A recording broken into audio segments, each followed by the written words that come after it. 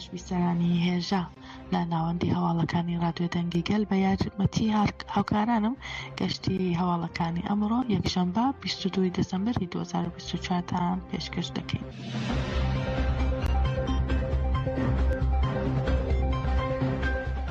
داگیرکەری تورک و چەتەکانی گوندەکانی سنووری گرێسپی و کۆبانیان لە ڕۆژاوای کوردستان تۆپباران کرد بە پێی هەواڵێکی ئاژانسی ئانها. درەنگانی شەوی ڕابردوو سوپای داگیرکەری تورک و چەتەکانی گوندەکانی شەرکا و فەوار و شەمسینانیان لە گرێسپی تۆپباران کردووە. بە پێی هەواڵەکەی ئانها دەوڵەتی تورک لە هەمان کاتدا گوندی کۆپلەریکی لە ڕۆژهەڵاتی بەشاری کۆبانی و دەوروبەری پردی قەرەقۆزاخیان باچڵی تۆپباران کردووە. سەبارەت بە زەرور و زیانەکانی تۆپبارانەکەی دەوڵەتی تورک ئێستا هیچ زانیاریەک لە بەردەستدا نییە.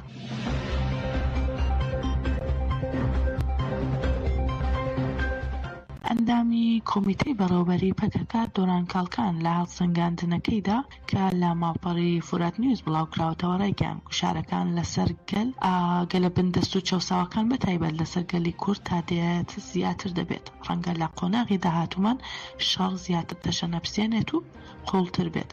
کاڵکان بە ئاماژەدان بە وێک جواندنی دۆخی ئێستاکە و ساڵانی کۆتایی شەڕی یەکەمی جیهان لەلایەن سەرۆک ئۆجەلانەوە وتی تێکۆشانی ئازادیمان لە هەموو بەرەکان بە هەموو دژواریەکانەوە بەردەوامە. هێرشا فاشیستی قڕکەریە هەمەلایەنەکانی دوژمن بەردەوامن. ئێمەش وەک بزوتنەوە لە دژی ئەوە لە خۆڕاگری داین. تێکۆشان تا دێت قوڵتر دەبێتەوە و بڵاو دەبێتەوە و دژوار دەبێتەوە. هەروەها دۆران کاڵکان وتیشی ڕێبەرۆجەلان ئەم قۆناغی ئێمەی بە ساڵانی کۆتایی شەڕی جیهانی یەکەم دەشۆپاند. هەر بۆیە دەبینین کە ئەو شەڕێکە لە هەرێمەکەدا لە ئارادایە چەندە قوڵ و توندە و خاوەن تایبەتمەندیەکە کە دەتوانێت لە هەرێمەکە گۆڕانکاری گرنگ دروست بکات. هەروەها کاڵکان ئەندامی کۆمیتەی بەڕێوەبەری پەکەکە بە ئاماژەدان بە دۆخی ئەم دوایەی ڕۆژهەڵاتی ناوین وتی هەڵبژاردنی ترامپ کاریگەریەکی یەکلاکەرەوەی لەسەر ئەم پێشهاتانەی سووریا هەبووە.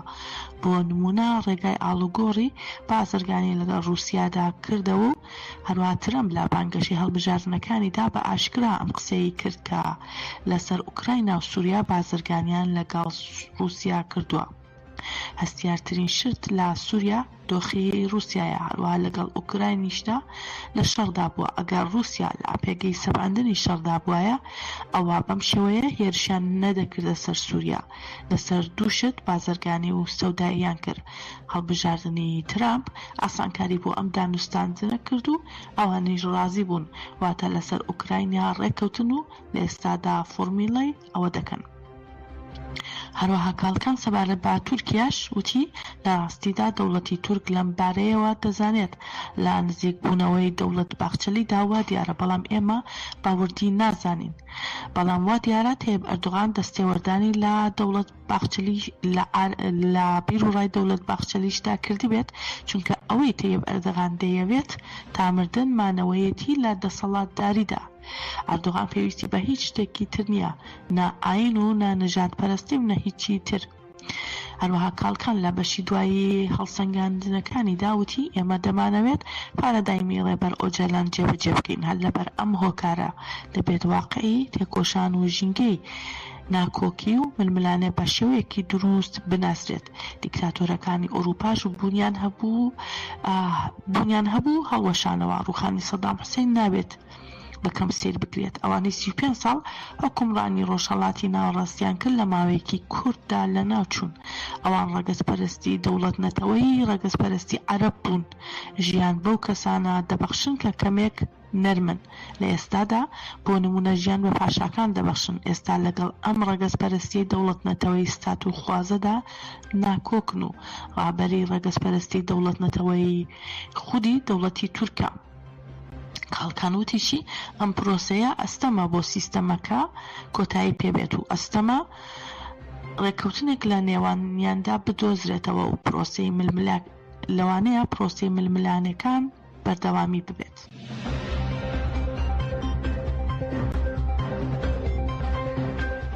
ئەنجومەنی سەربازی منبەج ڕاگەیاند ژمارەی کوژراوانی چەتەکانی دەوڵەتی داگیرکەری تورک کە بە تانک و زرێ پۆش و فڕۆکەی بێفڕۆکەوان لە 2 قۆڵەوە هێرشیان کرد بۆ سەر تشی گەیشتە 52 چەتە. ئەنجومەنی سەربازی منبەج ڕاگەیاند پاش ئەوەی خاڵی کۆبوونەوەی چەتەکان کرایە ئامانج ژمارەی کوژراوەکانی چەتەکانی دەوڵەتی داگیرکەری تورک زیاتر بووەوە. لە ڕاگەیاندراوی ئەنجومەنەکەدا هاتووە پاش پێکدادان بۆ زیاتر لە 12 کاتژمێر چەتەکان هەڵاتن و دووبارە لابنکەیەکی سەربازی نزیکی بەندای تەشین نیشتەجێ بوون.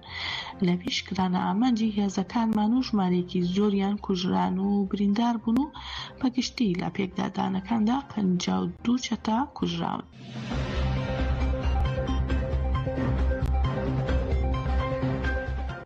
لە بەردەوامی پرۆتێستەکان لا دژی کوشتنی 2 ڕۆژنامەوانی کورد جیهان بیلگین و نازم داشتان لە بروکسلی پایتەختی بەلجیکا کۆمەڵکوژیەکانی پاریس و شەهیدکردنی ئەم 2 ڕۆژنامە نووسە شەرمەزار کرا. چالاکیەکە لە بەردەم وێستگەی شەمەندەفەری ناوەندی بروکسل بە بەشداری ژمارەیەکی زۆر لە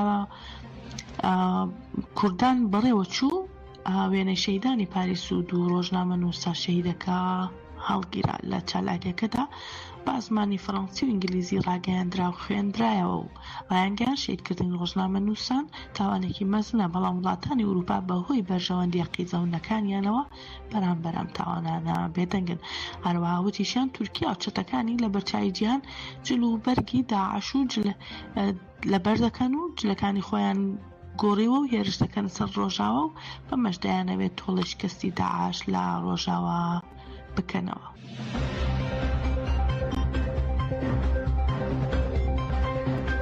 ڕۆژنامەنووسانی کەمپی پەنابەرانی مەخموور بە پێشەنگایەتی ئەندامانی ڕاگەیاندنی ئازاد و خەڵکی کەمپەکە لە بەردەم بینای ماڵی گەل بۆ بەرزڕاگرتنی ناویادی 2 شەهیدی ڕۆژنامەوان جیهان بیلگین و نازم داشتان کۆبوونەوەیکیان ئەنجامدا و لەسەر ناوی ڕۆژنامە نووسان بێریڤان تۆنج ڕاگەیاندراوێکی خوێندەوە.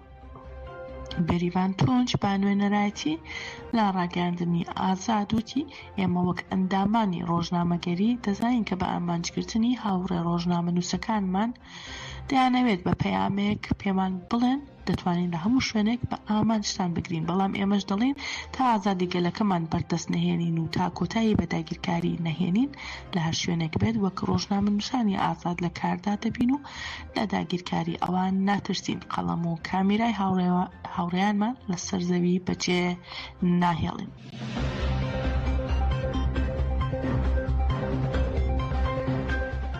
لە شەقامی سالم لە سلێمانی لە باشووری کوردستان ژنان لە چوارچێوەی پشتیوانیەکانی باشووری کوردستان بۆ گەلی ڕۆژاوای کوردستان ڕێپێوانێکی جەماوەریان ئەنجامدا و ڕایانگەیاند ڕۆژاوا تەنیا نییە و باشوور پشتیوانیەتی.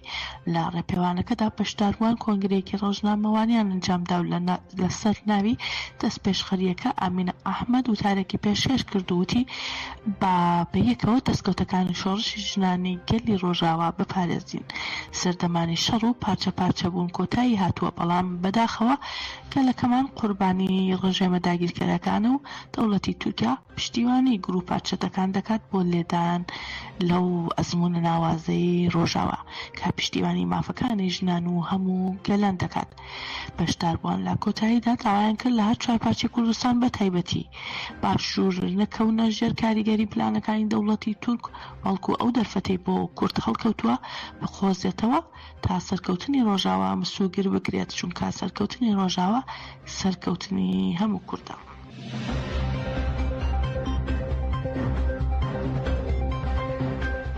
ناز ئیبراهیم ئەحمەد خانمی یەکەمی عێراق و ئەندامی مەکتەبی سیاسی یەکێتی نیشتمانی کوردستان لە دژی کوشتنی 2 ڕۆژنامە نووسی کورد جیهان بیلگین و نازم داشتان لەلایەن دەوڵەتی تورکەوە پامێکی بڵاو کردەوە و وێڕای دەربڕینی ناڕزایەتی توندی خۆی ڕایگەیاند کوشتنی ڕۆژنامە نووسان لەلایەن تورکیاوە نوێ نییە، بەڵکو تورکیا تۆمارێکی ڕەشی مێژوویی هەیە لە داگیرکاری و تێرۆرکردنی ڕۆژنامە نووسان و کوشتنی ژن و منداڵ. هەروە دەشڵێت پێویستە سنوورێک بۆ ئەم وەحشیگەریە و ئەو ئەقڵیەتە فاشیستیە دابنرێت. لە بەشێکی تری پەیامەکەیدا شاناز برایم دەڵێت مەخابن هەوڵە داگیرکاریەکانی سەر ڕۆژاوای کوردستان تەنیا با تێرۆرکردنی جەستی هاوڵاتیانی سیڤیل نەوەستاوەتەوە، بەڵکو ڕووی چەتەکانیان دەکەنە ڕۆژنامەنووسان بۆ کەمکردنی دەنگە ئازادەکان و ڕێگریکردن لە گەیاندنی هەواڵ و زانیاریەکانی ڕۆژاوا بە جیهانی دەرەوە.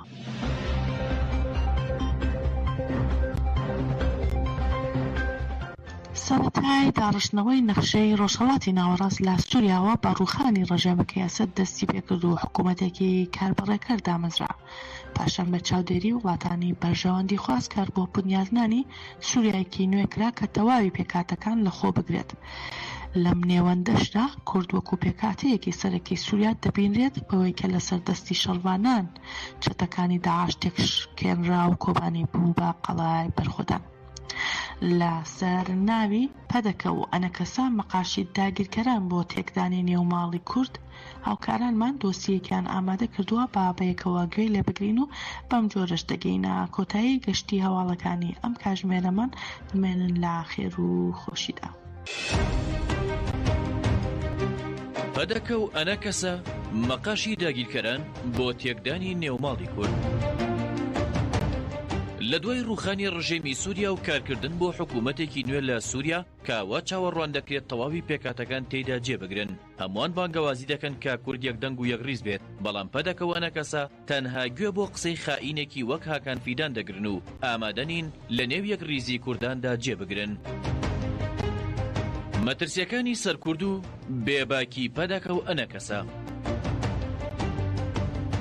سەرەتای داڕشتنەوەی نەخشەی خۆڕڵاتی ناوەڕاست لە سووریاوە با ڕووخانی ڕژێمەکەی ئەسەد دەستی پێکرد و حکوومەتێکی کاربەڕێکەر دامەزرا. پاشان بە چاودێری وڵاتانی بەرژەوەندی خواست کار بۆ بنیادنانی سووریایەکی نوێکرا کە تەواوی پێکاتەکان لەخۆ بگرێت. لەم نێوەندەشدا کورد وەک پێکاتەیەکی سەرەکی سووریا دەبینرێت بەوەی کە لەسەر دەستی شەڕوانان چەتەکانی داعش تێکشکێنرا و کۆبانێ بوو بە قەڵای بەرخۆدان.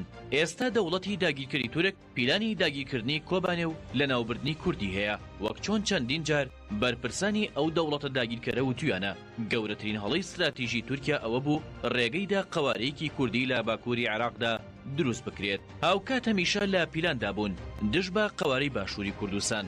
ئێستاش بە هەمان شێوە دژایەتی دروستبوونی هەر جۆرە دەسەڵاتێکی کوردی دەکات لە سووریادا، بەڵام پەدەکە و ئەنەکەسە لە جیاتی هەنگاونان بۆ یەکڕیزی نێوماڵی کورد بوونەتە گوێڕایەڵی داگیرکەران دژ بە گەلی کورد لە ڕۆژاوای کوردستان. پەدەکە و تورکیا دروستکردنی ئەنەکەسە و چەتەکانی ڕۆژ.